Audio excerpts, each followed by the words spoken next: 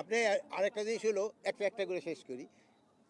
আপনি তো নিজে শঙ্কিত না, আর ওই দূরে থেকে যদি তারা ওই বিভিন্ন ধরনের কি বলে বক্তব্য দিচ্ছে, যদি তাদের এত সাহস থাকে তো দেশে এসে তো দিত।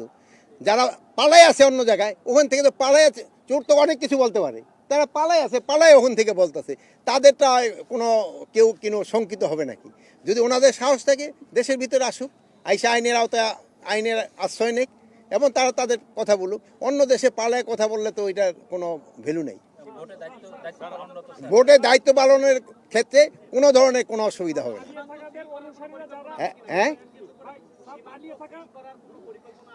সীমান্ত সিল মানে কি? সীমান্তে তো সবসময় এই বাহিনী অলরেডি মোতায়েন আছে, বাহিনী মোতায়েন আছে।